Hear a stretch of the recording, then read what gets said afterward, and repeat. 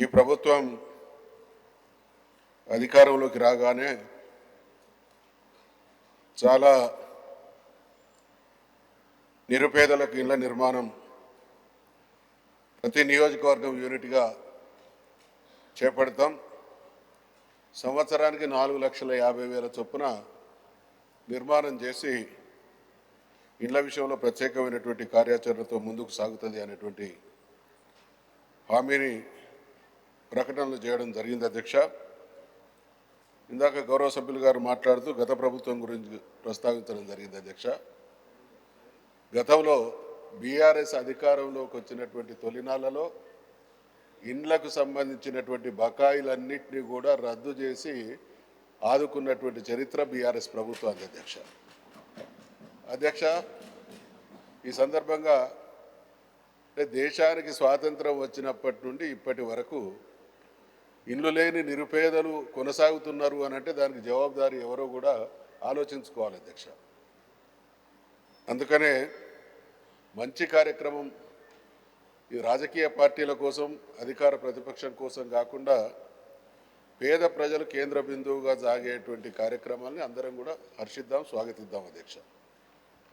ఈ సందర్భంగా అంటే అభయహస్తం మేనిఫెస్టోలో చెప్పినటువంటి ఒక విషయాన్ని గౌరవ మంత్రి గారికి ఈ సభ ద్వారా ప్రభుత్వ దృష్టికి తీసుకొస్తున్న అధ్యక్ష.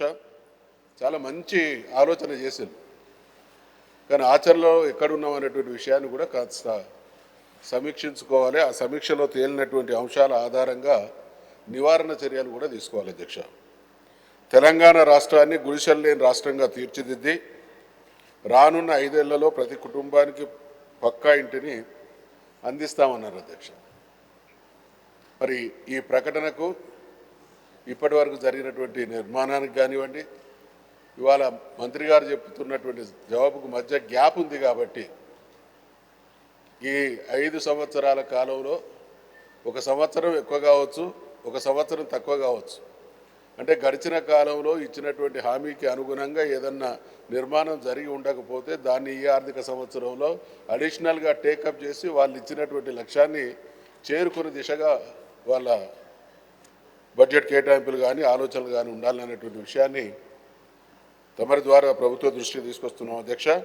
అదే రకంగా ఇళ్ల కేటాయింపులు అవకతవకలు జరుగుతున్నట్టు నేను భూపాలపల్లి వాస్తవ్యం అధ్యక్ష. గతంలో మా హయాంలో కూడా ఇళ్ల నిర్మాణం చేపట్టడం జరిగింది. ఈ మధ్య కూడా ఇళ్ల నిర్మాణం కొంత జరిగింది అధ్యక్ష.